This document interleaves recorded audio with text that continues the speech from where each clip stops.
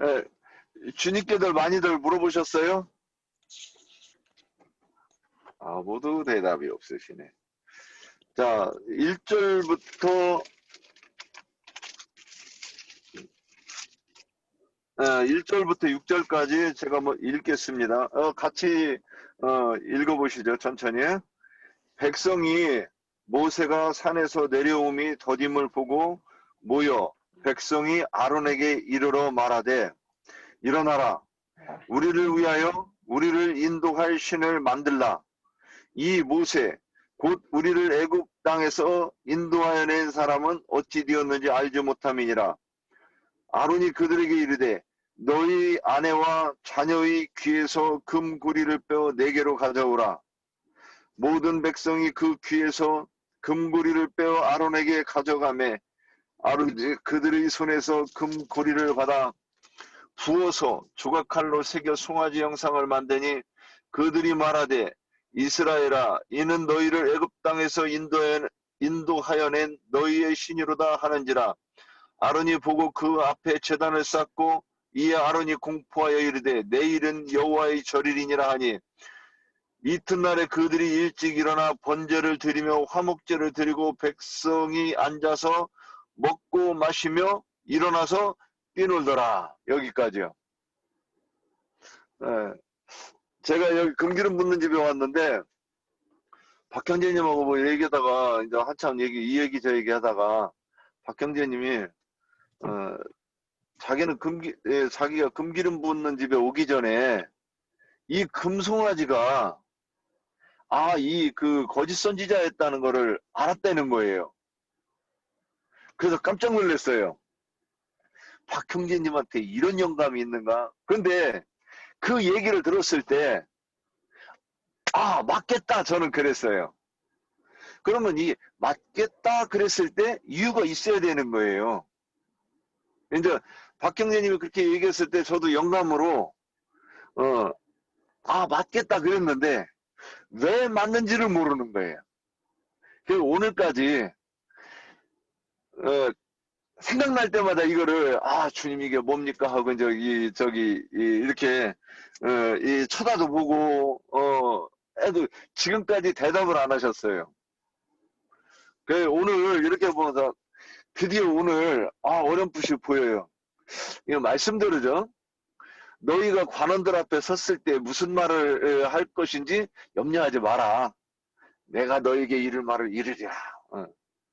그래서 오늘 이제 그때가 된 것 같아요. 그래서 이렇게 보니까는 어제도 모르겠고 하더니 오늘 이렇게 보니까 그래서 제가 이제 카톡에다가 올린 게 있어요.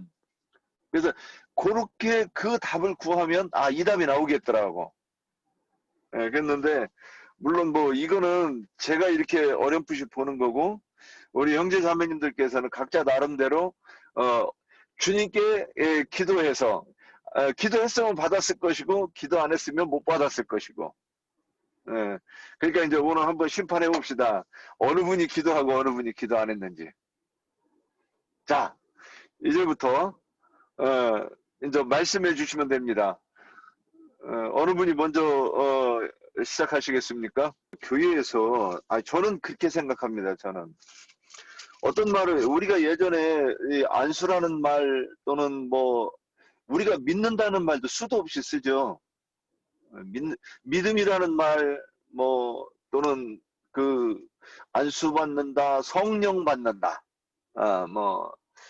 구원 받는다, 복 받는다 이런 말들이 교회에서 일상적으로 쓰는 말들이 이 한마디를 묵상을 해서 내가 이것을 깨달으면 이것이 사실은 복음이에요. 이 한마디를 설명을 하려고 하면 창세기부터 계시록까지 다 훑어야 이게 사실은 되는 거예요. 그런데 우리는 이런 게 없이 그냥 쓰는 거예요. 막 그래놓고 예를 들어서 믿음 그러면 너 믿는구나. 아멘. 그러면 나도 믿지? 눈 꼬먹꼬먹하면 이제 그렇게 대접해 줘야죠. 너도 믿지. 그게 뭡니까? 그 교회에서 찬송가가 나 구원 받았네. 너 구원 받았네. 우리 구원 받았네. 서로 이렇게 해주는 거예요. 그러다 보니까 우리는 진짜 믿는 줄 아는 거예요. 그러니까 우리가 여기 와서 이런 말씀 듣기 전에는 우리 믿음 그래도 다들 한 가닥씩 했잖아요. 그런데 그 말씀을 이 말이 무엇일까 하고 저는 언젠가부터 이제 이런 거를 계속 해보기 시작한 거예요. 이 단어가 이 구원이 이게 뭐지? 근데 예전에 그 안다고 생각했었는데 참 누가 물어보면 곤란해요. 그러니까 기독교에서 꼭 하면 안 되는 게 있어요. 뭘 물어보면 안 돼요. 기독교에서는. 교회에서 불문율이 성경 얘기하면 안 돼. 뭐 물어보면 안 돼. 그 얘기하려고 그러면 기도해가지고 뭔가 신비한 거 받은 거 이런 것만 얘기해야 돼. 그게 귀신 들린 건데. 그런데 기도 좀 해가지고 뭔가 좀 보이면 교회에서 목사 다음에 이거였었어요. 계급이었죠, 계급. 자, 우리 나름대로 여기 오실 정도 되면 그게 좀 뒤에서 좀 치맛바람 좀 날리고 좀 목에 힘 좀 주던 분들이었을 것 같은데 저도 뭐 그런 때가 있었어요. 자, 아직도 오늘 뭐 하실 분이 없습니까? 제가 오늘 이 말씀 찾은 거 그러면 어느 분이 제가 하겠습니다 할 때까지 제가 계속 얘기할게요. 말 많은 거 싫은데. 자, 그러면 기령제님 하신대. 기령제님 손 들었어요. 예. 저도 그 성격이 급해가지고 우리 그 유영진님이 이렇게 저렇게 하도 너무 재미있게 말씀을 하시니까 기독교 생활할 때의 그런 그 예전에 신앙생활 할 때의 그런 것들이 전부 이렇게 오버랩이 되니까 참 다시 한번 그 전에 그 기독교 생활할 때 그런 생각을 많이 공감대가 오고 저는 뭐 참 본의 아니게 기독교 생활을 우리 집사람 때문에 우리 자매 때문에 많이 하게 된 하여튼 핑계를 많이 대는데 어쨌든 저도 뭐 기독교 생활하면서 여러 가지가 불분명했던 거는 많이 있고 또 나름대로 기독교가 잘못됐다는 그런 의식 안에서 그런 분들의 그런 모습이나 신앙생활을 보면서 참 저건 아닌데 아닌데 하면서도 그렇게 머무를 수밖에 없었던 그런 시간이 있었던 것 같아요. 물론 뭐 논양 얘기하지만 어떤 신앙은 여러 가지 그 여정과 과정이 또 그 주님도 그 자기에게 올 때는 어떤 여러 가지 그런 것을 체험하시면서 어떤 사람들의 어떤 그런 신앙 상태라든가 또 사람들이 겪는 질고라든가 어떤 그런 과정들을 친히 그 뭐 이렇게 흠양하셨다고 하나 하여튼 뭐 그런 걸 체유를 하셨다고 하든가 뭐 이런 표현을 쓰시면서 이제 하셨다는 그런 그 말씀들을 이렇게 생각을 하는데 우리가 신앙 여정에서는 어쨌든 그런 그 과정이 없이는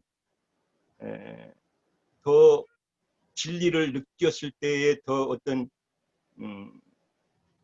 그 갈급함, 진리에 대한 그런 소망들이 어떤 그 광야 신앙이 바탕이 돼야 있어야 더 간절하게 온다 하는 그런 생각을 또 해보게 돼요.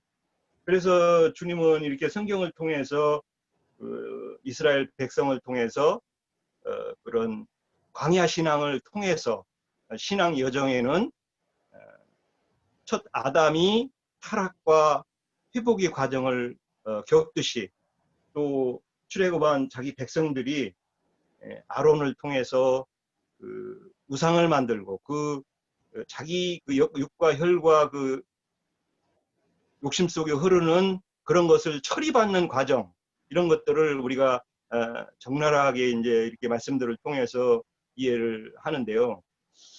뭐 이제 그런 뭐 이제 우선 이제 이런 그 공감대를 이제 말씀드리고, 이게 부분적인 거는 뭐 또 같이 지체들하고 나누면서 어떤 느꼈던 거라든가 어떤 상황들을 우리가 보는 입장을 어, 다양하게 볼 수 있다, 이렇게 생각해요. 그래서 우리가 처음에 복음을 접하고 예수를 믿고 이렇게 하는 과정은 어떻게 보면은 광야 신앙이라는 게 신약에 와서는 다른 복음, 다른 예수, 다른 영을 접하게 되는 그런 과정들이 있지 않은가. 그래서 사실은 예수님을 믿는다고 하면서도 그게 다른 예수고 다른 복음이고 다른 영인데, 다른 영에 대한 것은 제가 이제 간증을 하자면, 뭐 그 우리 많은 지체들 중에는 그 지방교회를 이렇게 거쳐오신 분들도 계시고 그러는데, 지방교회에서는 이제 영 안에 있는 것을 아느냐 막 이런 얘기를 많이 하더라고요. 그래서 뭐 기령제님은 영 안에 접촉을 하고 있냐, 영 안에 있느냐, 그런 걸 모르지 않느냐 그러는데, 사실 영 안에 있다고 해도 어떤 영 안에 있느냐가 또 중요하거든요. 그 지방 모임에서는 영 안에 있는 이런 것들을 많이 그렇게 반복해서 외치고 그런 것을 많이 그 어떤 이제 내가 만난 그 지방 모임 형제들은, 지체들은 그런 얘기를 하더라고요. 뭐 세상교회라고 하는 교파교회야 다른 복음, 다른 예수 안에서 그런 우상적인 본의 아닌 뭐 그런 의도가 됐든 아니든 간에 목사나 성직자들을 거의 그냥 세상 축복받고, 또 세상 축복받은 그것으로 인해서 신앙생활 잘하다가 어느 날 어떤 때가 돼서 이렇게 천국을 간다는 그런 개념만에서만 비쳐 있는 것이 출애굽받은 백성들을 보는 그런 모습으로 많이 느낍니다. 예, 여기까지 하고 또 다른 분 하셨으면 합니다. 내가 너무 잘하고 있나? 계속 할까?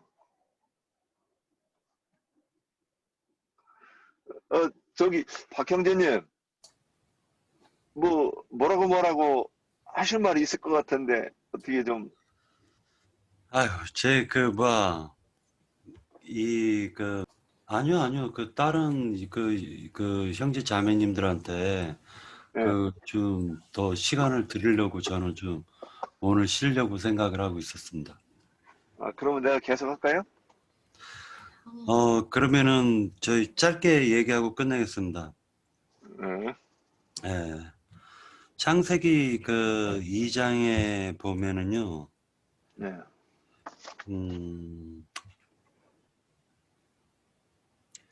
2장 18절에서 보면은 이제 여호와 하나님이 이르시되 사람이 혼자 사는 것이 좋지 아니하니 내가 그를 위하여 돕는 배필을 지으리라 하시니라 라고 얘기를 해요. 그러고 난 다음에 여호와 하나님이 흙으로 각종 들짐승과 공중의 각종 새를 지으시고 아담이 무엇이라고 부르시나 보시려고 그것들을 그에게 이끌어 가시니 아담이 각 생물을 부르는 것이 곧 그 이름이 되었더라. 요 말씀이 나와요. 출애굽기로 다시 넘어가서 그 32장에 보면은 백성이 모세가 산에서 내려옴이 더딤을 보고 모여 백성이 아론에게 이르러 말하되 일어나라 우리를 위하여 우리를 인도할 신을 만들라. 이 모세 곧 우리를 애굽 땅에서 인도하여 낸 사람은 어찌 되었는지 알지 못함이니라 라고 얘기를 해요. 아론이 그들에게 이르되 너희 아내와 자녀의 귀에서 금 고리를 빼어 내게로 가져오라 하고 난 다음에 몇 절에서 나오냐면요.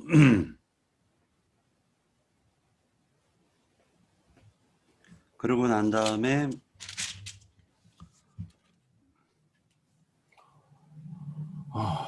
아론이 모세에게 이런 핑계를 대죠. 모세가 내려올 때 이스라엘 어찌하여 이런 일을 하였느냐라고 물어봤단 말이에요. 그랬더니 그 아론이 하는 말이 굉장히 희한한 말을 해요. 이 백성들이 목이 곧다라고 얘기를 하고 악하다라고 얘기를 해요. 그러면서 하는 말이 19절에 지인에 가까이 이르러 그 송아지와 그 춤추는 것들을 보고 크게 노하여 손에서 그 판들을 산 아래로 던져 깨트리니라. 모세가요. 모세가 그들이 만든 송아지를 가져다가 불살라 부수어 가루를 만들어 물에 뿌려 이스라엘 자손에게 마시게 하니라. 그러고 난 다음에 아론이 얘기합니다. 이제 모세가 21절에 모세가 아론에게 이르되 이 백성이 당신에게 어떻게 하였기에 당신이 그들을 큰 죄에 빠지게 하였느냐. 22절에 아론이 이르되 내 주여 노하지 마소서 이 백성의 악함을 당신이 아나이다.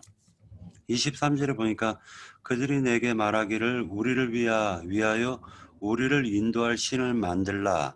이 모세 곧 우리를 애굽 땅에서 인도하여 낸 사람은 어찌 되었는지 알 수 없노라 하기에 내가 그들에게 이르기를 금이 있는 자는 빼내라 한즉 그들이 그것을 내게로 가져왔기로 내가 불에 던졌더니 이 송아지가 나왔나이다 라고 얘기합니다.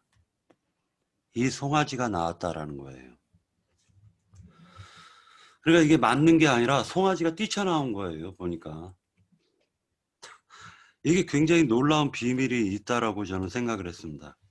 다시 이제 창세기 2장으로 다시 한번 돌아가 볼게요. 창세기 2장에 보면은 여호와 하나님이 사람이 혼자 사는 것이 좋지 아니하니 내가 그를 위하여 돕는 배필을 지으리라 하시니라.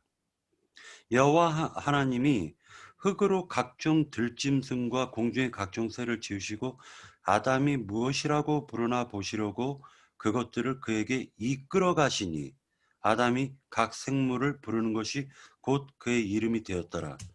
이렇게 얘기를 하고 있단 말이에요.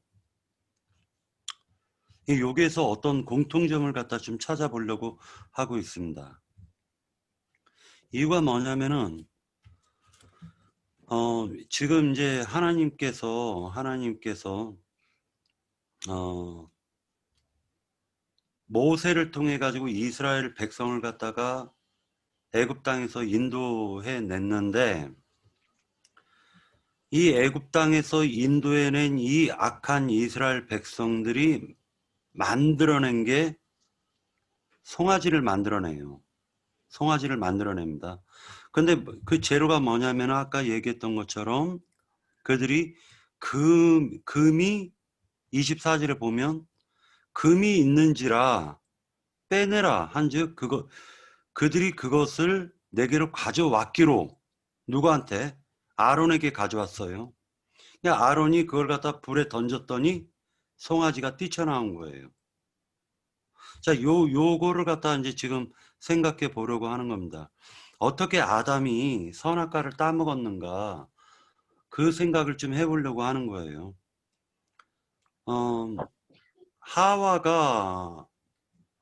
하와가 이때는 없었죠.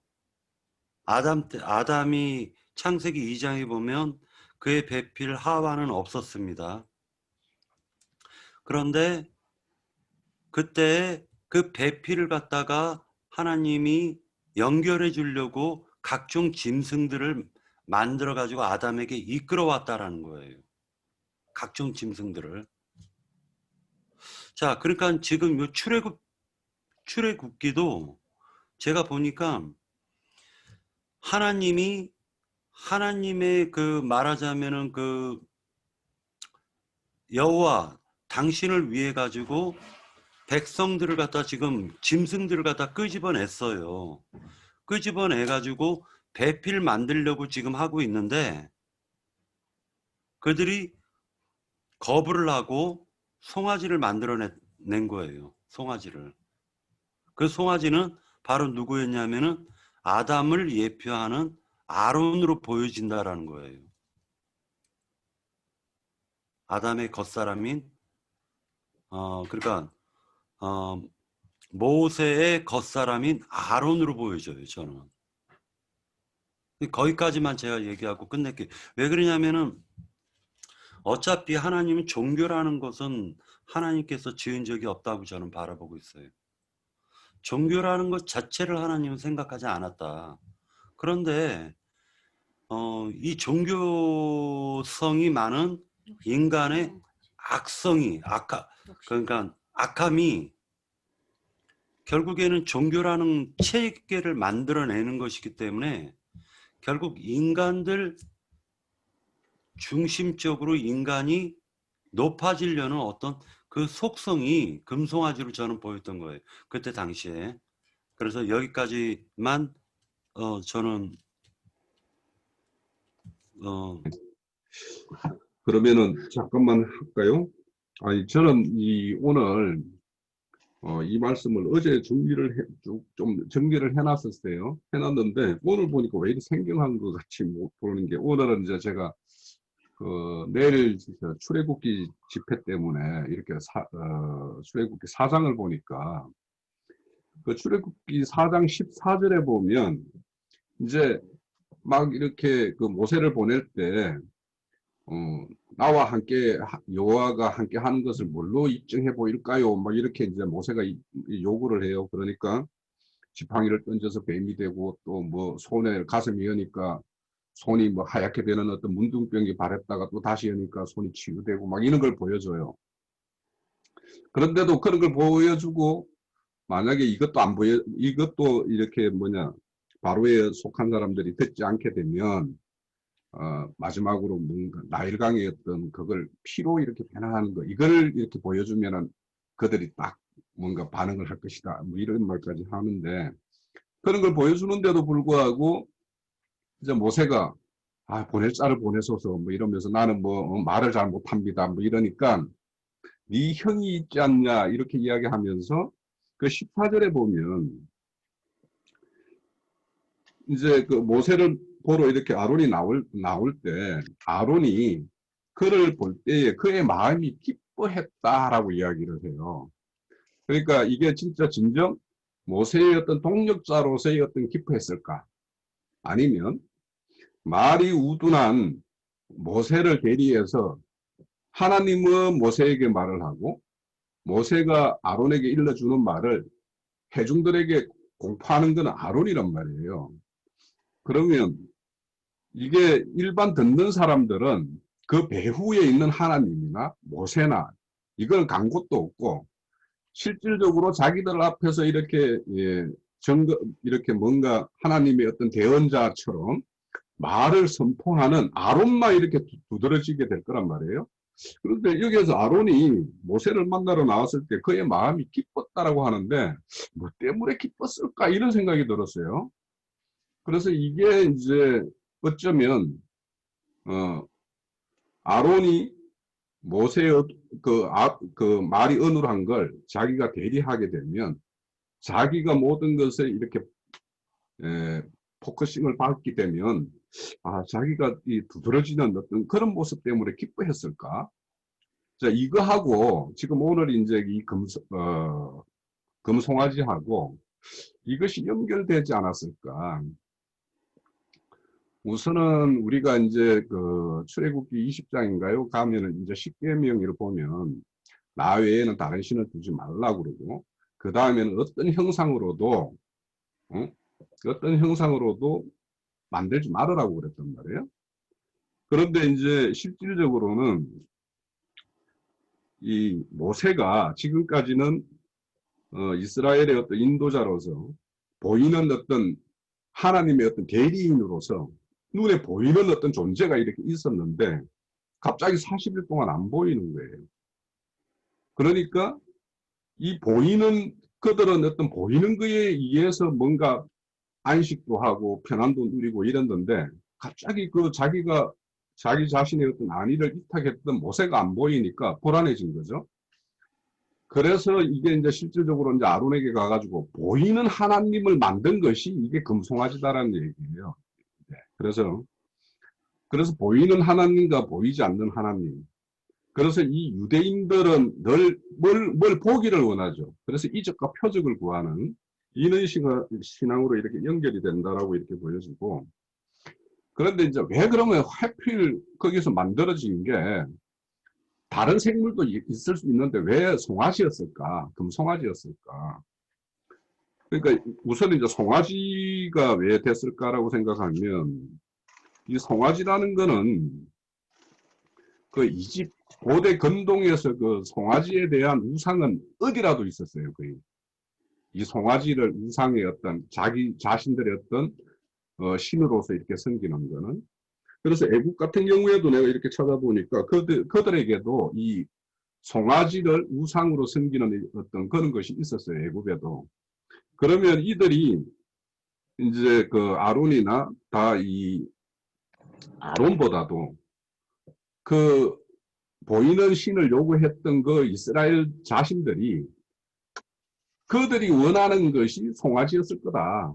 그런데 송아지라면 이왕이면 하나님의 어떤 형태를 나타내기 위해서 금송아지여야 됐을 거다. 이런 어떤 생각이 들고요. 그래서 이제 이 금송아지 사건은 실질적으로 이제 그 솔로몬 이후에 솔로몬 아들 르호보암 시대 때 그 나라가 남북이 이렇게 나뉘죠. 나뉘었을 때 북이스라엘 여로보암이 그 단과 베델에 무슨 신상을 세웠냐면은 금송아지 신상을 세웠어요. 그런데 그때도 딱 이 여로보암이 딱 포커싱을 딱 맞추는 게 어디냐 하면 출애굽기 32장에 이 금송아지에다 딱 맞춰요. 너희들을 애굽에서 인도한 신이다라고 이야기하면서 그 제단에다가 베델과 단에다가 이 금송아지를 세운단 말이에요. 그러면 그렇게 해서 실질적으로 이 사건으로 인해 가지고 3,000명이 죽는 어떤 사건이 일어나는데, 그 사건이 일어나는데 그 사건에 3,000명을 죽이는 역할을 누가 하냐면 레이지파가 해요. 그런데 레이지파를 하는데 북이스라엘의 그 여로보암이 단과 베델의 그 제단을 쌓고는 거기 제사장을 누구를 세우냐 하면 레이지파를 안 세워요. 왜냐하면 출애굽기 사건 때 레이지파가 다 죽였거든. 금송아지 그 우상을 섬기는 사람들을. 실질적으로 그래서 뭐냐면 임의로, 그러니까 실질적으로 하나님을 섬기면 레이지파의 어떤 제사장이 세워져야 됨에도 불구하고 레이지파를 일부러 배제하는 거예요. 여로보암 같은 경우는. 왜냐하면 출애굽기 이 32장에서 레이지파가 자기 금송아지 섬기는 사람들을 다 죽였기 때문에 인위적으로 이 레이지파를 이렇게 배제를 해요. 그래서 이제 이런 금송아지이라는 거는 결국에는 보이는 하나님을 섬기느냐, 보이지 않는 하나님을 믿음으로 이렇게 따르느냐, 이것이 여기에서 1차적으로 이제 이렇게 나뉘어진다라고 생각이 들고, 그리고 이제 우리 그 교회에서 뭐 형제님을 통해서 금송아지를 오늘날의 어떤 그런 그러니까 아론이 이렇게 만들었잖아요. 그래서 말 잘하는 어떤 그 말을 잘하는 어떤 그런 대형교회의 어떤 목사들을 금송아지라고 이렇게 하는 이유도 아론이 말을 잘하잖아요.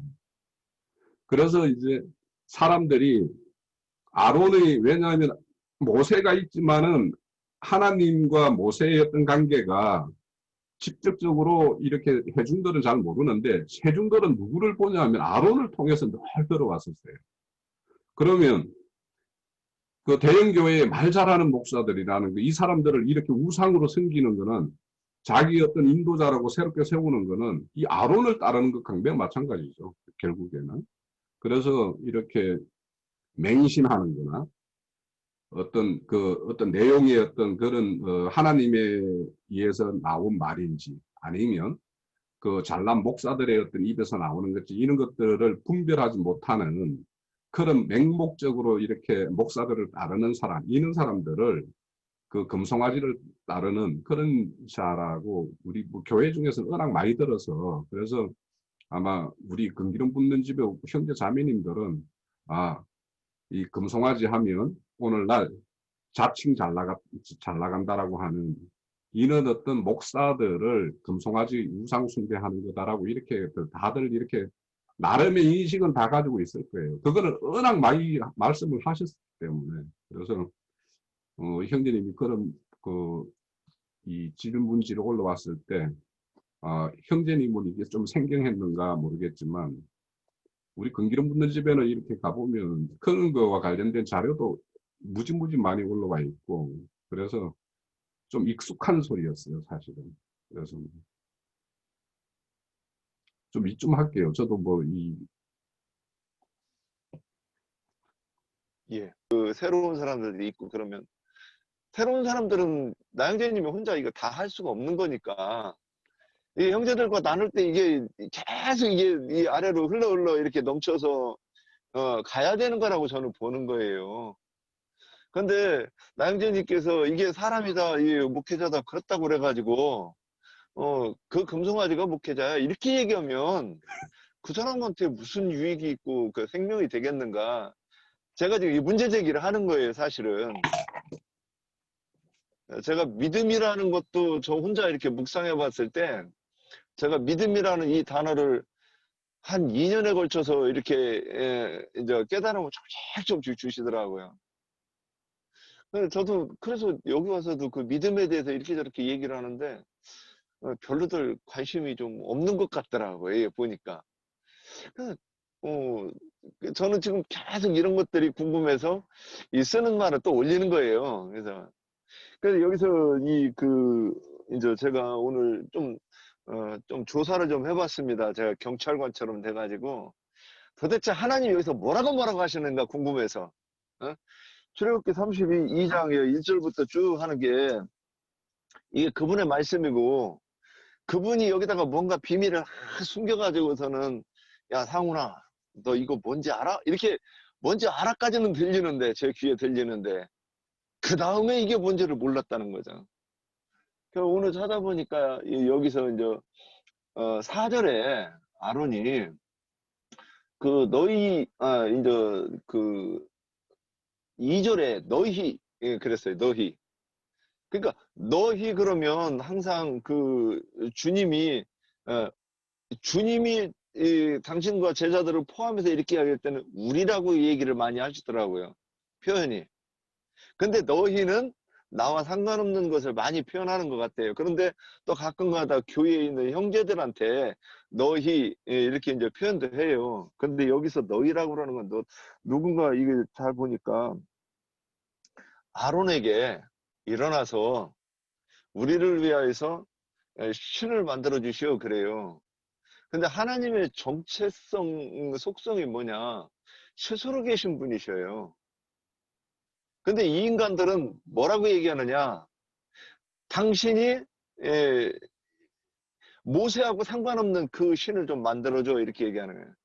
이 모세는 올라가서 40일 됐는데 죽었는지 살았는지 이제 모르겠고 그래서 굉장히 자기들과 상관이 없는 사람처럼 표현을 해요. 제가 본 게 맞는지는 모르겠어요. 그런데 그래 놓고 나서 이 모세가 죽었는지 살았는지 모르겠는데 우리를 위해서 신을 만들어 주시오 이래요. 그러니까 하나님께서는 뭐라겠냐? 나는 스스로 있는 자 아니라 그랬어요. 이 얘기는 내가 창조주고 너희는 피조물이야. 그런데 지금 이것들은 하나님을 자기들 입맛에 맞는 하나님을 만들어 달라는 거예요. 광야에서 고기 먹어도 안 죽이는 하나님. 그리고 험한 길로 돌아가서 힘들게 하지 않고 넓은 길, 굽은 길로 해서 대문으로 들어가도록 인도하시는 그 하나님. 간음에도 안 쳐 죽이는 하나님. 우상숭배에도 안 쳐 죽이는 하나님을 만들어 달라고 하는 것 같아요. 그게 너희예요. 그래서 롯과 그 두 딸이 결탁해가지고 낳은 게 모압과 암몬인데 그들은 대대로 여호와의 회중에 들어오지 못한다고 그랬어요. 그러니까 그 애비야 그 자식인데 그들이 낳은 자녀 그들의 아내는 어떠한 영적 상태를 가지고 있을까 저는 이제 오늘 그 생각을 해봤어요. 지금 이렇게 보는 것이 맞는지는 저도 모르겠어요. 근데 그게 보였어요. 그래서 그들의 그 목걸이 또는 손목에 있는 그 이 팔찌, 귀걸이를 가지고 왔다 그러면 그 장식품이라 그러는 사람을 아름답게 보이는 장식품이잖아요. 근데 여기서 그 이 목걸이 귀걸이가 누구를 앞에서 아름답게 보이려고 했던 것이냐 그러면 하나님 앞에서 아름답게 보이겠다고 꾸몄다고 생각을 하는 거예요. 그래서 그 꾸미려고 하면 수고해서 내가 가장 값진 것으로 꾸몄다고 하는 건데, 그렇다고 하면 그것이 우상의 재료가 됐다고 하면 저는 이게 그들의 어떤 그 정신 세계에서 어떤 사상이라고 보이는 부분이 있었어요. 네. 아, 이거 진짜 이거 그럴듯한데 하나님이 이렇게 말씀하시는 것 같아요, 저한테는. 네, 그런 부분이 있었어요. 혹시 또 여기 말씀해 주실 분 없으십니까? 예. 그러면 또 손 들 때까지 뭐 네, 마이크 기령님 해제하고. 손 들었어. 기령제님, 예, 기령제님. 예, 말씀하세요.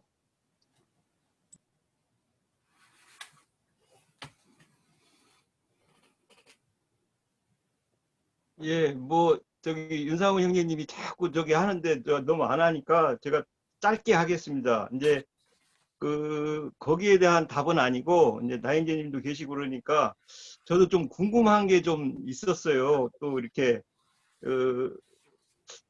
그냥 이런 거 아닌가 하는 정도로만 생각한 부분이 있어서 뭐 형제님들도 많이 계시고 또 이런 부분에서 궁금해하실 분도 혹시 있지 않을까 해서 제 질문 겸해서 이제 이거에 대해서 좀 답변도 주실 분이 계시면 나영재님을 포함해 나중에 좀 이렇게 말씀해 주셨으면 좋겠고요. 그 출애굽한 이 백성들이 그 42 단계로 상징된 그 과정을 겪는 것은 나영재님도 얘기하셨지만은 큰 틀에서는 그 성장을 이루어 나가는 과정이라고 이렇게 얘기도 많이 하시고 거기 백성들도 구원을 못 받은 건 아니다. 거기에 거기 출애굽에 상당한 정도의 구원을 이루고 가신 분들이다 하는 말씀도 전해 주셨던 것이 이제 기억이 나고요. 그렇다고 한다면은 이제 신약에 와서 예수님이 여자가 난 사람 중에는 세례 요한이 제일 크다 이렇게 말씀을 하셨어요, 주님이. 그러면은 그 출애굽에 한 사람들의 과정에서 최종 종점으로 요단을 건너는 과정까지도 물론 요단의 그 세례를 한 이제 세례 요한인데 그런 과정에서의 제일 큰 구원을 받은 세례 요한이라고 이렇게 우리가 상징으로 좀 느낄 필요가 있는지요. 또 늘 얘기하셨지만 이제 내생물에 대한 그 구원도 나영재님은 가끔 내생물이만 들어가도 좋다, 괜찮다 이런 의미를 많이 이제 강론하시는 걸 제가 좀 들었는데 그러면 내생물의 구원은 어떤 가나안에서 이룬 그 구원이 아니고 출애굽한 그 백성들의 그 받는 구원 과정에서 상태를 내생물로 비유를 하는지 아니면 가나안 땅에 들어간 것까지도 포함되는 어떤 신약 시대에만 이루어지는 구원을 내생물로 표현해 주시는지 그 부분에 대한 한번 답을 누가 좀 저기 하신 분, 이 출애굽기 하시니까 제가 좀 이렇게 궁금해서 뭐 과제와 조금 다른 내용이 될지는 모르지만 같이 한번 좀 듣고 싶습니다. 예, 오늘 금송아지가 왜 사람이냐? 요지는 이거예요. 이게 설명이 안 되고 말을 하면, 아이, 참나. 저는 막 이러면 가슴이 답답해요. 그걸 뭘 물어보면 명쾌하게 대답을 못 해주고 그러면 그 모르고 쓴다는 거잖아요. 그건 모르고 쓰면, 예, 참, 저는 이렇게 가끔 가다가 제가 어떤 말을 하다가 저도 모르는 말이 아마 최소한 절반은 이상 넘을 거예요. 그런데 가끔 가다가 이제 저는 이 생각하거든요. 내가 이 말 알고 쓰나? 근데 모르고 쓸 때는 저 스스로 부끄러워요. 그래서 될 수 있으면 안 그러려고 하는데, 그리고 모르면 국어사전도 찾아보고 얼른 이렇게 가사가 유행들 하는데, 자신 있게 하면은 그게 이제 예. 또 계속 밝아지는 면도 있기 때문에 너무 뭐 우리가 신앙 여정에는 다양하게 뭐 나타나는 거니까 예. 그렇게 꼭 부끄러워할 필요는 없는 것 같아요. 예. 자신 아, 있게 그, 하시고. 저는 겉으로는 안 부끄럽습니다. 속으로만 부끄럽죠. 자, 그건 그렇고. 그러면, 어느 분이 더 말씀 나눠주실 분 없습니까? 제가 시간도 많이 조금만 더 이어서 할게요. 예. 우선 이 금송아지를 무조건 사람에다가 비유한다라는 것도 꼭 거기에만 한정한다라는 것도 조금은 그게 모든 것을 다 담아낼까. 왜냐하면 탐심은 우상이라고 그랬는데, 우상숭배라고 그랬는데, 결국에는 금송아지를 우상숭배하는 것이기 때문에 사람에게는, 각자에게는 사람이 우상인 사람도 있고, 또 어떤 사람은 재물이 우상인 것도 있고, 뭐 여러 가지 우상은 다양하죠. 그래서 그것의 하나의 어떤 상징으로서 이제 금송아지가 등장한 것이지, 금송아지가 이거는 인도자다, 뭐 이런 걸로만 꼭 확정을 해야 될까? 꼭 그런 거는 아닌 것 같다라는 생각이 들고, 우선은 우리가 앞서서 이제 그 출애굽을 할 때 그 애굽 여인들의 어떤 이런 것들을 다 이렇게 출애굽할 때 그 자녀들을 이렇게 장식할 수 있도록 이렇게 금을 이렇게 하나님이 보상물로 이렇게 챙겨가지고 주셨어요. 그래가지고 나왔어요.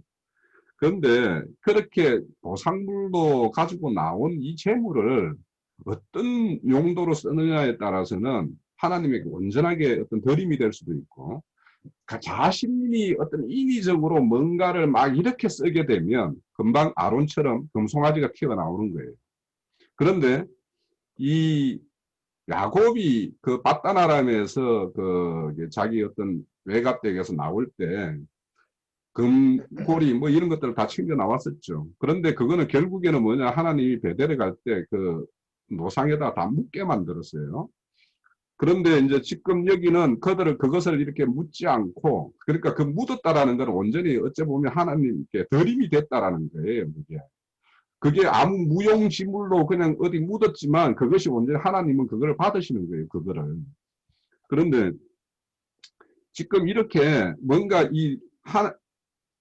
하나님의 어떤 그런 세움을 받아가지고 뭔가를 이렇게 쓰임 과정에서 이렇게 금이나 뭔가를 이렇게 노획물로 이렇게 취득한 것을 인위적으로 자기가 이렇게 만들어 쓰는 걸로서는 항상 학언이 벌어졌어요. 이 아론도 그랬고, 그 사사기에 보면 기드온이라는 사람이, 사사가 그 미디안과 전쟁을 치르고 난 다음에 그 노획물 중에 금들을 있는데 그거 가지고 뭘 만들었냐 하면 에봇을 하나 만들었어요. 그 에봇을 하나 만드는 것이 그게 올무가 돼가지고 자기 밑에 뭐니까 세겜의 어떤 여인하고 난 어떤 한 아들, 그 첩의 아들에 의해 가지고 모든 아들이 70인인가가 바위에서 다 침을 당해서 다 죽는 어떤 그런 사건이 있었어요. 이 에봇 하나를 잘못 만들어가지고. 그런 것처럼, 그러니까 이게 이제 이 금송아지가 나왔다라는 거, 이것도 어째 보면 우리가 어떤 하나님의 어떤 일을 하다 보면 그런 어떤 취득물이 있을 수 있어요. 그거는 이렇게 눈에 보이는 어떤 물질이나 눈에 보이지 않은 어떤 그런 하나님의 어떤 영적인 어떤 일이나 이런 것들을 어떤 용도로 어떻게 쓰임이 되느냐에 따라서는 그것이 올무가 되어가지고 거기에 걸려서 다 이렇게 침을 당해서 죽는 어떤 이런 사건이 나올 수도 있고, 그렇지 않고 온전히 하나님께 드림이 되면, 그러니까 그것을 드림이라는 것이 자기가 인위적으로 뭔가를 드림이 되면 이런 사건이 나는 것이고, 하나님의 어떤 말씀에 의해서 그걸 어디에다 길에다 묻어라 하면 묻고, 누구에게 이렇게 그게 누구가 쓰임이 있는 어떤 용도가 있다라고 하면 거기에 건네주라 하면 건네주면 되고, 그래서 이런 어떤 것이기 때문에 실질적으로 왜 이들이 금을 그렇게 잘 챙겨가지고 있었을까? 그런데 결정적인 순간에 모세가 안 보이는 순간에 아론이 야, 금 가지고 와서 이걸로 한번 그러면 뭘 만들어 보자 했을 때 왜 그러면 그때 이런 겁을 내놨을까? 그 각자. 그게 뭐냐면 자기 안위를 위해서 내놨지 이게 하나님에게 덜인이 되어서 내놨는가를 생각해 보면 그러니까 온전히 하나님의 덜인이 아니고 자기 안위를 위해서 딱 내놔놓으니까 그게 결국에는 그게 형상이 뭘로 나타나느냐 하면 금송아지로 나타난 거예요.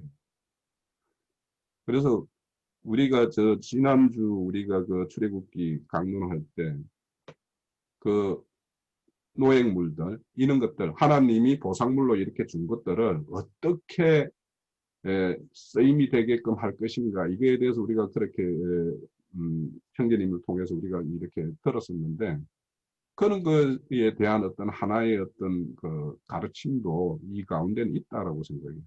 그러니까 여기에 이 사람들이 이스라엘이나 사사를 따랐던 사사 기도원을 따랐던 이 사람들이 이 검을 어떻게 취급을 하고 있었을까? 자기들을 뭔가 이렇게 가나안 땅까지 다 들어가면은 그것이 나를 안위해 줄 수 있는 어떤 그런 거로 고이 쌓아놨던 것이 아니었을까. 예? 그래서 이 금송아지를 그냥 꼭 사람으로만 아니라 사람마다 그것을 어떤 형태로든 우상숭배로 이렇게 가지고 있는 그런 안위의 어떤 자기 안위를 좀 이렇게 위탁할 수 있었던 그런 물품으로 상징으로 봐야 되지 않을까 이런 생각이 듭니다. 예, 고맙습니다. 네, 조금 근데 제가 조금 더 보충하겠습니다. 예, 성경에서 보면은 그 소는 일꾼을 상징하고 있어요. 성경에서 보면은 항상 소는 일꾼을 상징하는데 제가 지금 이제 성경을 찾는데 못 찾아가지고 아직 그 얘기하지 말라는 건가 하고 가만히 있다가 성경에서 보면은 이제 그 이스라엘 백성이 1년 1차에 하나님께 속죄제라는 걸 드릴 때 보면은 숫소를 갖다가 하나님께 바친단 말이에요. 근데 그 숫소도 그냥 일반 숫소가 아니라 붉은 숫소예요. 붉은 숫소. 그러니까 항상 보면 그 송아지를 잡을 때 먼저는 대제사장은 자기 자신을 위해 가지고 송아지 한 마리를 드린다고요. 그리고 백성들을 위해서 또 송아지를 갖다 바치는 거예요. 송아지가 아니라 양과 순염소를 바치죠. 그러면은 숫소라는 것은 항상 대제사장을 상징하고 있다는 거예요. 레위 지파를 상징하는 거예요. 하나님의 일꾼들을 상징하는 거예요. 그러니까 다시 얘기해 가지고 소는 하나님의 일꾼들을 상징하는데 제사장들을 상징하고 그런데 그 소에다가 인위적으로 금을 입혔다라는 거예요. 금을. 그건 뭐냐면은 사람들이 하나님의 일꾼을 하나님처럼 높여서 우상같이 섬기는 걸 의미한다라고 보여줬던 거예요. 그러니까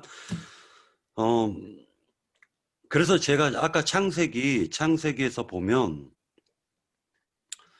2장을 갖다 일부러 제가 끄집어 가지고 얘기했었던 겁니다.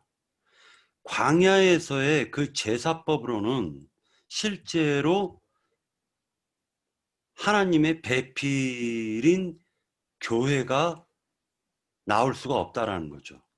그럼 완전하게 하나님의 배필이 나오려면 하나님 자신이 인자로 오셔가지고 십자가에서 대속을 함으로 말미암아 그 옆구리에서 피값으로 사람을 얻어야 돼요. 그것이 교회예요.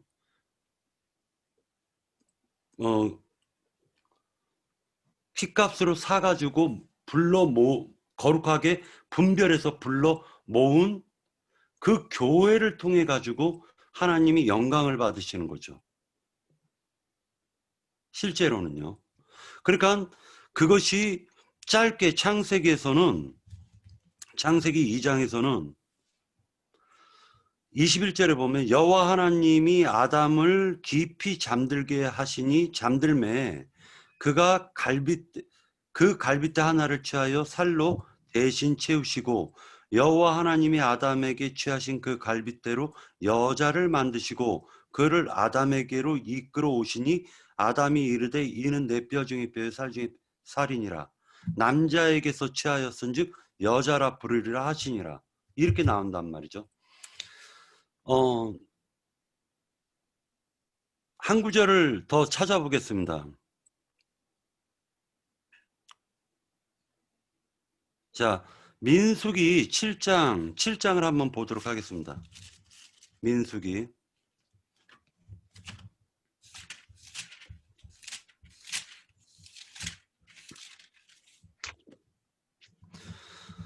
민수기 7장 그 63절에서부터 한번 읽도록 하겠습니다.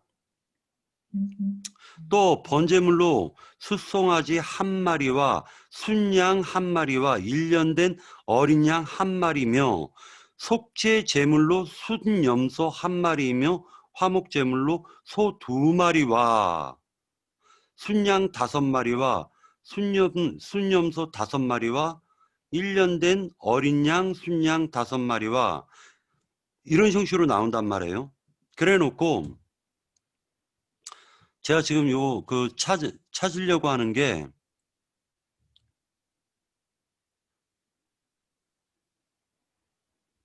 숫송아지 11마리를 잡는 부분이 나와요. 그게 어디에 나오는지를 모르겠네. 그 그렇다고 7장 하고. 저 밑에 내려가면 네?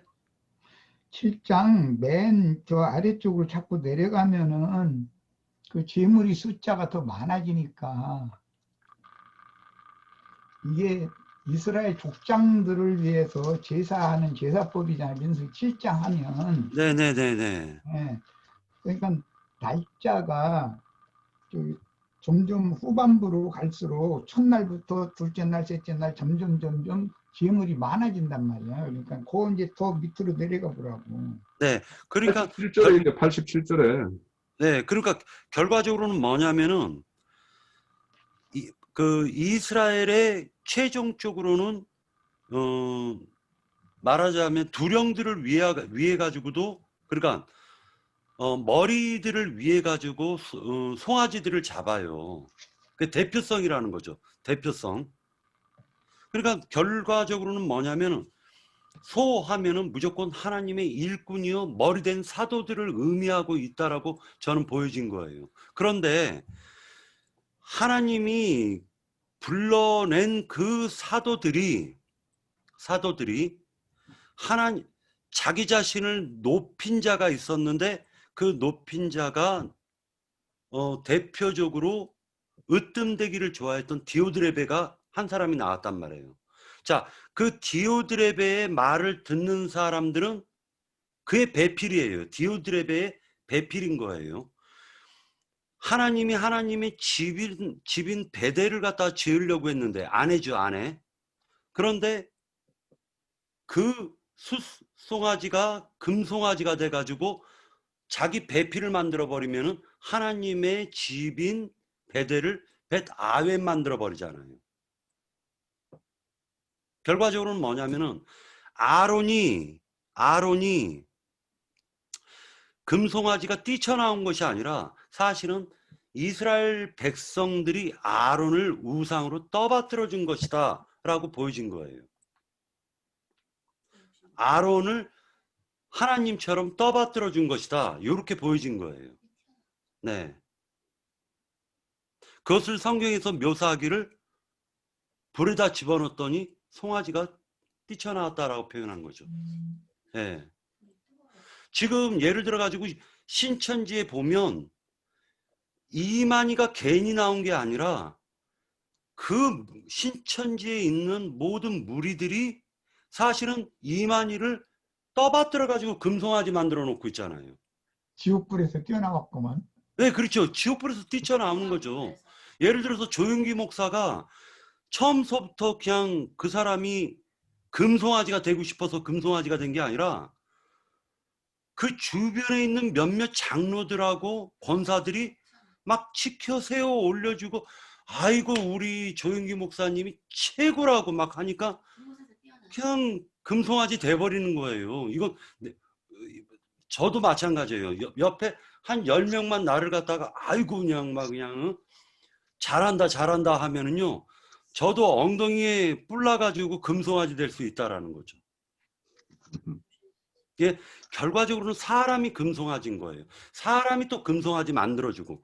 그래서 사도행전에서 보면 뭐라고 얘기를 하고 있냐면, 너희가 한 번이라도 하나님께 제사를 드린 적이 있느냐라고 얘기하면서 결국에 가가지고는 뭐라 얘기했냐면 몰록의 장막과 레판의 별이라는 말이 나와요. 그 레판의 별이라는 것은 사람을 숭배하는 거예요. 천사 숭배니까.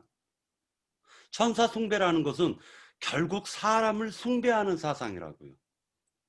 그게 전부 다 종교성에서 나온다라고 보여지는 거예요. 네, 여기까지입니다. 아론인가 보다. 저도 이제 그런 부분은, 예, 저도 이렇게 이제 제가 조사한 바에 의하면 저도 아론인가 보다 한 부분이 있어요. 자, 그러면, 저기 이제 뭐 끝내려고 하면 막 저기 손대지 마시고, 예, 시간 있을 때 빨리 나오세요. 자, 없으면 제가 이제 이렇게 좀 정리하고, 예, 저도 이제, 본 걸 이렇게 말씀드리고, 예, 정리하고요.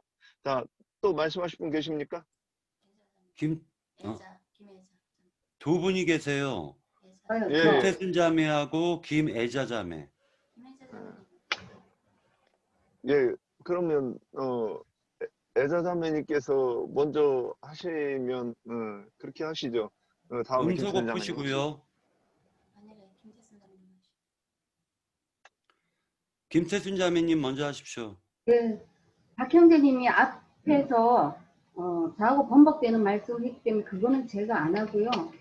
어쨌든 제가 생각나는 거는 우리 사복음서에서 보면은 마태복음이 사자복음이고 마가복음이 소복음이죠. 누가복음이 사람이고 요한복음이 독수리 복음이니까요. 그래서 하나님의 일꾼들, 아까 이제 일꾼 얘기했는데 금은 신성이니까 금송아지니까 하나님의 신성을 띤 하나님의 일꾼 또는 목회자, 사역자 이렇게 표현을 할 수 있을 것 같습니다. 뭐 여기는 다 아시는 거니까 얘기할 필요 없고, 그래서 저는 계시록 길게 하면 못하니까 계시록 몇 장이더라? 계시록 13장 14절부터 그냥 한번 읽어가겠습니다. 뭐 구약하고 다 비교가 됐으니까 신약 요한계시록 부분이 결론 부분이기도 하니까 저는 이 부분이 생각나서 한번 읽겠습니다. 짐승 앞에서 받은 바 이적을 행함으로 땅에 거하는 자들을 위혹하며 땅에 거하는 자들에게 이르기를 칼에 상하였다가 살아난 짐승을 위하여 우상을 만들라 하더라. 금송아지 우상 같은 연결되는 거라고 보고 있습니다. 그가 권세를 받아 그 짐승의 우상에게 생기를 주어 그 짐승의 우상으로 말하게 하고 또 짐승의 우상에게 경배하지 아니하는 자는 몇이든지 다 죽이게 하더라. 그가 모든 자 곧 작은 자, 큰 자나 부자나 가난한 자나 자유인이나 종들에게 그 오른손에나 이마에 표를 받게 하고 누구든지 이 표를 가진 자 외에는 매매를 못하게 하니 이 표는 곧 짐승의 이름이나 그 이름의 수라. 지혜가 여기 있으니 총명한 자는 그 수의 수를 세어보라. 그것은 사람의 수니 그의 수는 666이라. 저는 이 666이라는 말씀이 굉장히 강하게 와서 이 부분이 그 우상 숭배하면서 만들어지는 그 재력이라든가 종교 종교 체제 뭐 권력이라고 해야 되나 표현 어떻게 해야 될지 모르지만 그리고 계시록에 나오는 그 땅의 짐승, 바다의 짐승 쭉쭉 나오는 이 모든 것이 연결되는 부분이라서 설명을 갑자기 하려니까 잘 나오진 않지만 구약에서 했던 거하고 다 연결되는 금송아지 그리고 북이스라엘에서 여러 보암이 베델과 단에 그 만들었던 금송아지 그리고 그것을 이어받은 예후가 했던 것들 다 하나님 앞에 악하게 보이는 짓들을 했잖아요. 그래서 그 반대편에 있는 남유다의 르호보암한테 하나님이 그들이 악한 짓을 하니까 한 3년 동안 복을 준 것으로 생각이 나서 이것들은 그냥 가볍게 뭐 앞에서 다 구체적으로 했으니까 이것을 신약으로 넘어가서 결론 부분인 계시록에 들어가면 이렇게 666의 숫자가 그 종교 체제들부터 시작해서 세상에서 올라온 모든 것이 다 포함되는 거기 때문에 이렇게 결론이 나지 않나 싶어서 한번 생각이 나서 말씀드렸습니다. 여기까지입니다. 하려고 했던 건 앞에 형제님들이 다 말씀하셔가지고 별로 할 얘기가 없는데요. 금송아지는 두 가지가 있죠. 사단의 역군도 금송아지고 하나님의 일꾼도 금송아지예요. 사도 바울이 말씀하시기를 내가 지금 찾다가 못 찾았는데 고린도의 말씀에 보면은 사단의 역군들이 오면은 그 고린도 교회 성도들은 생명이 어렸기 때문에 분별력이 없었던 것 같아요. 이게 장성한 자가 좀 바울 사도도 너희는 단단한 식물을 줄 수가 없고 젖이나 준다고 그랬거든요. 그러니까 고린도 교회는 생명이 어렸던 것 같아요. 그래서 사단의 역군들이 오면은 그들이 너희를 잡아먹고 뺨을 치더라도 너희가 잘 용납하는구나. 바울 사도가 그렇게 말씀하셨어요. 그리고 그 바울 사도나 그 사도들은 하나님의 일꾼이었어요. 금송아지는 금은 하나님의 신성을 말하고 있잖아요. 그래서 사단의 역군들도 있고 사단의 일꾼들도 있고 하나님의 일꾼들이 있어요. 두 부류죠. 그러니까 하나님의 일꾼들은 그 창세기부터 계시록의 끝까지 보면은 두 부류가 계속 이어가고 있잖아요. 창세기부터 계시록까지. 근데 사단의 역군들도 창세기부터 계시록까지 계속 끝까지 이어가고 있고 하나님의 일꾼들도 창세기부터 계시록까지 계속 이어가고 있잖아요. 그럴 때 우리가 그 생명 안에서 더 성숙하고 더 분별력이 있어야 그 사단의 역군들이 어떻게 교회에 와서 어떻게 성도들을 이렇게 그 성도들을 또 저기 해가지고 그 아론이 말쟁이했어요. 말을 잘했기 때문에 지금으로 보면은 교회 목사들이 엄청 말을 잘하고 또 그러기 때문에 사람들이 많이 그리 몰려가거든요. 금송아지들은 원래 말을 잘해요. 그러기 때문에 그들은 하나님의 신성, 하나님을 빙자해서 그 사단에게 다 사람들을 모아서 사단의 역군으로 사단에게 다 몰고 가잖아요. 그랬듯이 요즘에 지금 세대도 하나님의 일꾼들은 참 적은 것 같아요. 희귀할 정도로 찾아보기 힘들 정도로 정말 희귀한 것 같아요. 근데 우리 같이 모임 생활을 하는 것도 주님의 그 원하시고 기뻐하시는 뜻이잖아요. 근데 이제 우리 중에서도 생명이 어리면은 또 사람이 그 분별력이 없으면 누가 와서 그럴 사람은 없겠지만 누가 말쟁이들이 와서 이런 말 저런 말 이제 꼬시면 넘어갈 수도 있죠. 근데 그러나 뭐 그런 지체들이 없다고 봐요. 근데 그 생명의 성장과는 많이 차이가 있기 때문에 스데반 형제님도 그 사도행전 7절에서도 그 이스라엘 백성들은 몰록과 네 판의 별을 섬겼다고 했어요. 그랬듯이 지금도 유혹에 미혹하는 영들이 지금 너무 많잖아요. 그럴 때 우리가 이제 주님 안에서 그 진리의 말씀으로 은혜로 지키심을 받지 못하면 지금 세대에 너무 홍수처럼 정말 많은 말들이 쏟아져 나오고 있어요. 근데 이런 말 저런 말 접하다 보면은 저런 것도 옳은 것 같고 이 말도 옳은 것 같고 근데 사탄의 말도 옳은 것 같고 이제 분별력이 없으면 그리 끌려간다고 봐요. 근데 우리에게 더 정말 은혜가 필요하고 진리의 말씀으로 더 우리가 무장되지 않으면 사단의 일꾼한테 우리가 끌려갈 수밖에 없다. 그렇게 생각해요. 하려고 해요. 그런데 이 말을 듣자마자 아 맞겠네 그랬어요. 그럼 근거가 뭐냐? 출애굽기 그 32장에 그 이 송아지를 깎아서 이제 금송아지를 만들어 놓고 백성이 앉아서 먹고 마시고 일어나서 뛰놀았다 이렇게 됐어요. 지금 이 얘기는 뭐냐? 그래서 앉아서 먹고 마셨다 이거는 지금 그 이 말씀이 선포돼서 그 말씀을 듣고 나서 그 다음에 저기 이 춤추며 뛰어노는 거는 그 다음에 그 말이 그것이 너무나도 내 마음에 그래서 항상 기뻐하라 하는데 너무나 좋은 거예요 이게. 이 말씀 내가 듣고 하는 것이 너무나 좋아서 일어나는 반응으로 일어나서 춤추고 뛰놀았다. 저는 이렇게 봐요.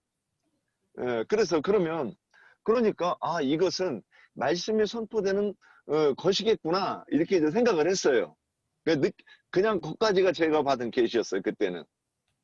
더 이상 이게 그래서 계속 궁금한 거예요. 주님 이게 왜 사람입니까? 저는 그걸 좀 알아야 되겠었어요. 그래야 누가 이 다음에 금송아지 얘기할 때 이렇게 돼서 이것이 사람이야 이렇게 논리적으로 얘기를 했을 때 그들이 복음으로 받아들이진 않더라도 논리적으로 그게 그럴 수 있겠네 이 정도는까지는 가고 그 다음에 에이 그렇지만 나는 안 받아 나는 좀 너무 사이비 같아가지고 뭐 신비주의 같아가지고 안 하겠어 이렇게 하든 받아들이든 그건 두 번째 문제고 그러면 이제 그렇게 해서 아 이게 그 금송아지가 그러니까 누군가한테 먹이고 입히고 하는 거네. 아까 이제 여자자매님 말씀하신 것처럼 인용한 그 부분. 내가 너희를 젖으로 먹이고 단단한 식물을 하지 아니하였느니 그랬어요. 그럼 먹이는 자가 누구냐? 사도 바울과 같이 또는 이제 우리에게는 나영재님처럼 이렇게 말씀을 선포할 때 그것이 지금 그 사건을 가지고 얘기하는 거예요. 그런데 여기서 이제 또 하나 이렇게 볼 것이 4절에 이 조각칼로 깎았다 그랬어요. 그런데 이 깎는다고 하는 게 조각칼 이거를 히브리어로 찾아보면 문체, 필체 이런 뜻이 있어요. 그럼 문체, 필체 그러면 여기서 딱 이제 저는 또 하나 이 말씀이 왔어요. 고린도후서 3장 3절에 보면 돌비 신비가 나와요. 그래서 우리가 너에게 편지를 썼는데 너희 마음에 썼고 이 신비에 썼다 이렇게 나와요.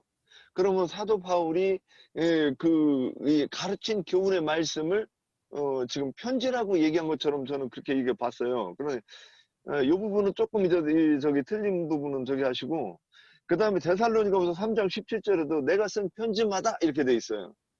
그러면 어떤 사람한테 편지를 보냈을 때 그것을 그냥 눈으로 읽고 눈깔로 읽으면 안 되죠. 이건 눈깔은 짐승의 눈이니까 마음으로 읽어서 마음판에 새겨져 있기 위해서 그 편지를 썼다 이렇게 보이는 거예요. 그런데 아론이 조각칼로 조각 깎았다 얘기가 뭐냐? 편지를 쓰는 것처럼 그러니까 신비에 뭔가를 기록했다 저는 이렇게 이제 보이는 거예요.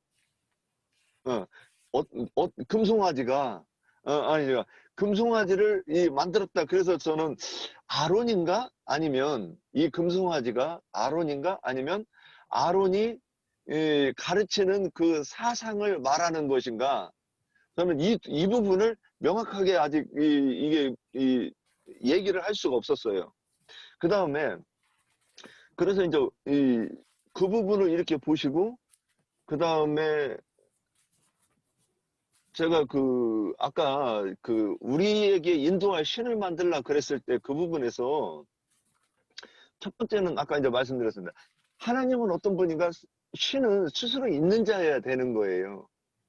근데 이들은 자기 입맛에 맞는 신을 만들어 달라 했고, 그래서 이 스스로 있는 자에 대해서 또 얘기하면 출애굽기 20장 1절 2절에 너는 나 외에 다른 신을 섬기지 말지니라 그래놓고 2절에는 뭐라고 되어 있느냐? 공중의 새, 땅의 짐승, 바다의 짐승에 아무 형상이든지 만들지 말라 이렇게 얘기하는데, 이거를 신약에서 오면 새겼다고 하는 게 어디에 새기는 거를 얘기하는 거냐? 신약에서는 신비에 새기는 것을 얘기하는 거라고 저는 이렇게 해석을 하고 가는 거예요. 그러면 아까 이제 번복되는 건데, 그러면 이 새긴 것이 사실은 뭐냐? 하나님의 형상이면 유일하신 참 하나님 예수 그리스도의 형상이 되는데, 이거를 짐승의 형상으로 새기면 그것이 우상이 된다고 얘기하는 거죠. 그러면 그 우상을 그러면 이들이 모세하고 상관없는 하나님이면 어떤 하나님이냐?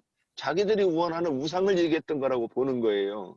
그래서 그 우상을 이제 이사야 44장 6절부터 뭐 15절까지 가면 어떤 사람이 나무를 깎아서 그러면 그 나무를 깎아서 하거나 쇠를 녹여서 하는데, 금이나 은이나 철이나 이런 것을 깎아서 만드는데, 이것을 깎아서 결국에는 그것도 그 우상을 만든다는 것도 어떻게 해석해야 되냐? 신비에 새기려고 했던 거라는 거죠. 이렇게 연결해서 보고 나면 그 금송아지가 결국에는 사람일 수밖에 없다고 하는 답이 나오는 거죠. 예. 제가 그래서 이 부분이 이렇게 가면 여기 이제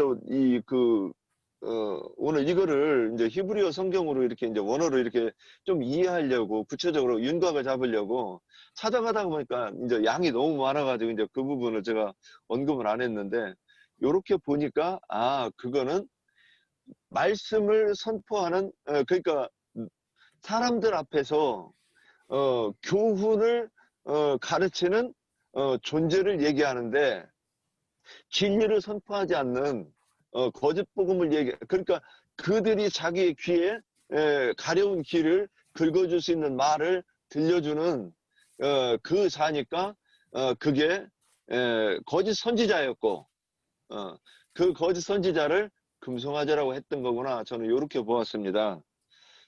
조금 더 이렇게 어찌됐든 좀 더 이렇게 누가 들어도 이건 진리의 우리에게 속한 자가는 우리에게 듣고 우리에게 속하지 않은 자는 우리의 말을 듣지 않는다 그랬는데, 우리한테 속하지 않았어도 누가 듣든지 간에 그게 논리적으로는 좀 맞는 것 같다, 이렇게 좀 요런 관점에서 오늘은 좀 이렇게 말씀을 좀 이렇게 설명을 해보고 싶었습니다. 저도 여기까지 하고 이제 나영재님께서 마무리로 이렇게 정리를 해주셨습니다. 안자매님 손 들었어요. 예. 제가 잠깐 좀 생각나는 게 있어서요. 김 형제님이 말씀하시는데, 아론은 조각칼로 금고리를 받아 가져오게 해가지고 아론이 그 조각칼로 새겨 송아지 형상을 만들었잖아요. 근데 이것은 이제 금은 아까 자매님들이 다 말씀하셔서 신의 성품이기 때문에 이제 그건 더 이상 제가 말씀은 안 드려도 다 알 것이라 생각하고, 이건 아론이 만드는 거잖아요. 근데 이제 이 주님의 일꾼들은 주님의 손에 의해서 깎아지고 만들어져야 주님이 쓸 수 있는 거거든요. 저는 그래서 욥기서에서 꼭 한 절만 볼게요. 욥기서 24장 10절에 보면 이제 그 우기도 많이 있지만 그러나 내가 가는 길을 그가 아시나니 그가 나를 단련하신 후에는 내가 순금같이 되어 나오리라. 이렇게 말씀하신 것이 주님에 의해서 깎아지고 정말 그런 정말 섞이지 않는 그런 금으로 나올 때 주님이 그 일꾼의 소를 주님이 마음껏 저는 쓰신다고 봐요. 주님이 이리 끌면 이리 가고 저리 끌면 저리 가고. 근데 이제 아론이 새겨서 만든 것은 그야말로 사람이 만들어가지고 자기네끼리 거기서 불을 집어넣고 주님을 통해서 불을 통과해야만이 주님 불을 받아서 통과해야 주님의 그 사람으로 만들어지면서 쓸 수가 있는데 이 아론이 만들었기 때문에 자기네끼리 서로 그냥 이제 어떻게 보면 다 뛰고 놀았다고 했잖아요. 그러니까 자기네는 자기네끼리 그 율법으로 주님을 섬긴다고 하지만은 이 결국은 이제 금송아지가 나왔는데 그 금송아지도 이제 자기네는 주님을 믿는다고 하나님을 섬긴다 하기 때문에 그 금이라고 저는 이제 금송아지라고 썼다고 보거든요. 그래서 금도 이제 두 종류인데 거짓금이 있느냐 하면은 참으로 주님을 따라가는 참 그 진리인 사역자들 정말 그런 송아지 그런 일꾼들이 아닌가 좀 봐요. 그래서 아까 여기에서 보면 내가 가는 길을 그가 아시나니 그가 나를 단련하신 후에는 내가 순금같이 나오리라. 그 말씀 저한테 좀 와닿았어요. 단련해서 만들어진 과정에서 주님의 일을 할 수 있는 것이지 그냥 그렇게 말 잘하는 말쟁이 아론처럼 말 잘하고 머리 똑똑하고 저기 입이 뻣뻣해서 말 못하는 모세 저기처럼 그렇게 하는 게 아니라 말은 참 잘하죠. 미끄러지게 아주 그냥 뭐 누가 들어도 그 말에 싹 그냥 다 삼켜버릴 정도 그런 입심이 좋고 하니까는 했지만은 그런 말로 홀려가지고 다 등거리 빼게 하고 해서 결국은 자기를 섬겨달라는 것이라고 저는 좀 느껴지거든요. 그러니까 주님한테 손 대보지도 않고 그냥 말 잘하는 그걸로 인해서 모든 영혼들을 착취하지 않았나 그 생각이 좀 들어서 개통을 했어요. 여기까지 할게요. 예, 제가 그 부분에 잠깐만 좀 더 저기 할게요. 제가 오늘 이제 이 영적 해석 쪽으로 이렇게 좀 안 해보고 했는데 저는 그 금송아지가 일단 재료가 그 아이들의 손목걸이 그래서 아까 언뜻 얘기했었지만은 저는 그걸 아론한테 갖다 주었는데 이제 그래서 이게 뭐냐 그 사람들이 자기들이 그 아이들의 그 금고리는 자기들의 이 신학 그러니까 하나님을 믿는 그 성경을 보는 관점에 의한 사상이라고 봤습니다. 근데 아론이 그거를 녹였다 그러면 이건 뭔 얘기를 하느냐? 그 모든 것들을 다 취합해 가지고 어떤 이 하나의 그 교리를 그러니까 여러 가지 교리로 해 가지고 기독교의 삼위일체라든가 또는 이런 이 교리들 이런 교리들을 집대성해 가지고 우리는 이런 걸 믿어 하듯이 그런 거를 만들어 놓은 것이 그게 우상이라 그 금송아지 였던가라고 이렇게 저는 이렇게 본 부분이 있어요. 예. 그래서 금도 그래서 누가복음 16장에 부자가 있는데 그 부자는 하나님이 소유하면 하면 안 되는 것을 많이 소유한 부자이기 때문에 지옥 가는 것이고 또 입으면 하나님이 볼 때 저 옷을 입으면 안 되는데 입는 옷을 입었으니까 이제 이런 거라고 봐요. 근데 아까 이제 안자매님께서 말씀하신 이 정금같이 그러면 그건 하나님께서 보실 때 진짜 정금 이거 진짜 정금이네. 근데 어떤 사람은 자기가 보기에 정금인 걸 가지고 저기 하면서 이것도 하나님이 정금으로 인정해 주실 거야 하는 그런 이 두 가지가 정금에도 두 가지가 있다. 그래서 그 정금으로 만들었으니까 우상이 된다. 저는 이렇게 본 부분입니다. 여기까지입니다. 예, 그러면 잠깐만요. 내 형제님한테 넘어가기 전에 하나의 질문일 수도 있고 한번 생각해 볼 문제라고 생각되는 게 우선 그 출애굽기 32장 4절에 보면 송아지를 만들고 이 송아지를 뭐라고 그러냐면 대국 땅에서 인도해낸 너희의 신이다라고 이렇게 아론이 이야기를 해요. 그리고 여로보암 같은 경우에도 그 베델과 단에다가 그 금송아지를 만들고는 이것이 너희의 애굽에서 인도해낸 신이다라고 똑같은 말을 해요. 그래서 이 송아지를 어떤 형상으로 이렇게 보고 있는가라는 것을 한번 봐야 될 것 같고요. 제가 이제 질문 드린 건 아까 기령제님이 잠깐 언급을 했었어요. 지금 에스겔서 1장에 보면 네 생물이 나와요. 그 네 생물이 나오는데 보면은 사람, 사자, 소, 독수리가 나오는데 또 에스겔서 10장에 가면 거기에 그 소가 빠지고 그룹의 얼굴이다 이렇게 나와요.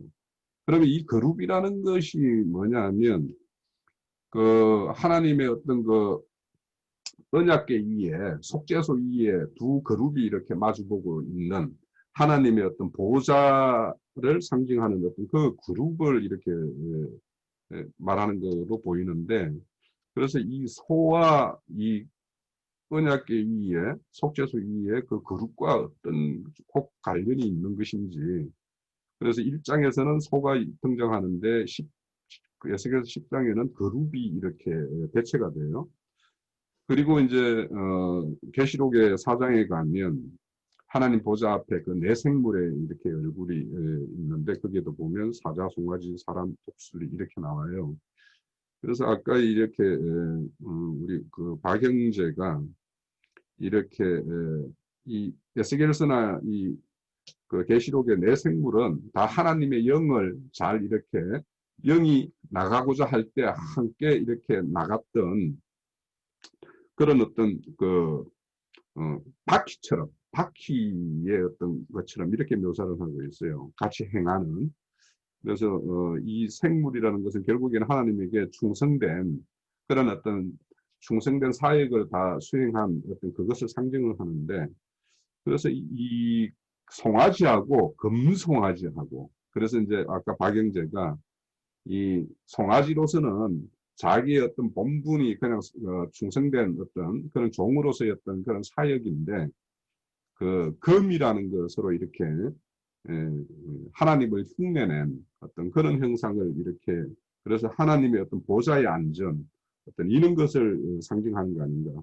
그래서 이 에스겔서 1장의 소가 10절에 가서는 10장에 가서는 그룹이라는 것은 하나님의 어떤 보좌를 이렇게 옹이하는 어떤 그런 그룹의 형상이기 때문에 소의 이치라는 것은 그렇게 하나님의 어떤 그런 보좌의 어떤 그렇게 이렇게 그 영광을 이렇게 드러내는 어떤 그런 역할을 하는 것이 맞는데, 금송아지는 그 영광을 이렇게 가로챈 어떤 그런 것으로 이렇게 상징된다라고 이렇게 보이는 면이 있어요. 그래서 이 그룹과 소가 어떻게 연관이 있는지 혹 형제님이 좀 이거에 대해서 좀 설명을 주시면 좋겠다는 생각이 듭니다. 실질적으로 여기서 답이 좀 나와 있어요. 32장 23절, 23절을 갖다 보도록 하겠습니다. 그들이 내게 말하기를 우리를 위하여 우리를 인도할 신을 만들라. 이들은, 그들이라는 것은 지금 출애굽한 백성들을 얘기하는 거예요. 네. 출애굽기 얘기하는 거죠? 네, 출애굽기 32장 23절. 창세기라고 얘기했어요. 죄송합니다. 23절, 32장 23절. 그들이 내게 말하기를 우리를 위하여 우리를 인도할 신을 만들라. 이 모세 곧 우리를 애굽 땅에서 인도하여 낸 사람이라는 말이 나와요. 애굽 땅에서 인도하여 낸 사람은 어찌 되었는지 알 수 없노라 하기에 내가 그들에게 이르기를 금이 있는 자는 빼내라 한즉 그들이 그것을 내게로 가져왔기로 내가 불에 던졌더니 이 송아지가 나왔나이다. 자, 모세가 본즉 백성이 방자하니 이는 아론이 그들을 방자하게 하여 원수에게 조롱거리가 되게 하였음이니라. 자, 그 다음에 36절 여호와께서 백성을 치시니 이는 그들이 아론이 만든 바 그 송아지를 만들었음이었더라. 그러니까 아론이 여기선 모세에게는 불에다 던졌더니 송아지가 나왔다고 하는데 실제로는 아론이 만들었죠. 시편을 잠깐 보도록 하겠습니다. 시편 106편. 시편 106편이요. 32절. 아니 33절이요. 이는 그들이 그의 뜻을 거역함으로 말미암아 모세가 그의 입술로 망령되이 말하였음이로다라고 나와요. 모세가 그의 입술로 망령되이 말하였음이로다. 그들은 여호와께서 멸하라고 말씀하신 그 이방 민족들을 멸하지 아니하고 그 이방 나라들과 섞여서 그들의 행위를 배우며 그들의 우상들을 섬김으로 그것들이 그들에게 올무가 되었도다. 37절에 보면 그들이 그들의 자녀를 악기들에게 희생제물로 바쳤도다. 무죄한 피, 곧 그들의 자녀의 피를 흘려 가나안의 우상들에게 제사함으로 그 땅이 피로 더러워졌음이도다. 그들은 그들의 행위로 더러워지니 그들의 행동이 음탕하도다. 그러므로 여호와께서 자기 백성에게 맹렬히 노하시며 자기의 유업을 미워하사 그들을 이방 나라의 손에 넘기심에 그들을 미워하는 자들이 그들을 다스렸도다. 43절에 보면 여호와께서 여러 번 그들을 건지시나 그들은 교묘하게 거역하며 자기 죄악으로 말미암아 낮아짐을 당하였도다. 그러나 여호와께서 그들의 부르짖음을 들으실 때 그들의 고통을 돌보시며 그들을 위하여 그의 언약을 기억하시고 그 크신 인자하심을 따라 뜻을 돌이키사라고 나와 있습니다. 19절, 20절 좀 한번 읽어봅시다. 네. 시편요? 내나 106편. 네네. 19절, 20절. 그들이 호렙에서 송아지를 만들고 부어 만든 우상을 경배하여 자기 영광을 풀먹는 소의 형상으로 바꾸었도다. 이렇게 나오네요. 자, 결과적으로는 지금 여기 그 성경에서 말씀하시는 것은 저는 여기에서 뭐를 본 거냐면은 그 금송아지를 갖다가 숭배했었던 거는 애굽 땅에서뿐만 아니라 가나안 족속들도 금송아지를 바알로 숭배하고 있지 않았을까라는 생각을 해보는 것입니다. 예를 들어 가지고 사사기에서 보면 사사기에서 굉장히 실수한 부분이 나오는데 이스라엘 백성들이 우리에게도 왕을 세워달라고 얘기를 해요. 그죠? 이방 나라는 전부 다 왕들이 세워져 있는데 이스라엘은 왕이 필요가 없어요. 이유가 뭐냐? 하나님이 이스라엘의 왕이시기 때문에 이스라엘 나라는 왕이 필요 없는 나라예요. 그런데 그 이스라엘 백성들이 자기들에게도 왕을 달라고 해요. 하나님이 원치 않았던 거예요. 그것은. 그래? 그러면 너희들이 왕을 달라고 하니까 죽게 하고 사울 왕을 줬던 거예요. 그것을 선지자가 뭐라고 얘기를 했냐면 포도나무에게 나무들이 가가지고 우리의 왕이 되어 주소서라고 했더니 포도나무가 아니다. 나는 너희의 왕이 될 수 없다. 그러니까 최종적으로는 무화과나무에게도 가서 왕이 되어 달라고 그래요. 최종적으로는 가시나무에게 가가지고 우리의 왕이 되어 달라고 얘기를 하죠. 그리고 가시나무가 그래 그러면 너희가 원하면 내가 너희의 왕이 되어 줄게 하고 왕이 되는 것입니다. 그러니까 결과적으로는 성경에서 얘기하고 있는 이 부분이 뭐냐면 시편 106편에 송아지를 갖다 섬기는 것은 결국에는 악기들에게 희생 제사를 갖다 바치는 거예요. 악기들에게 최종적으로는. 네, 여기까지입니다.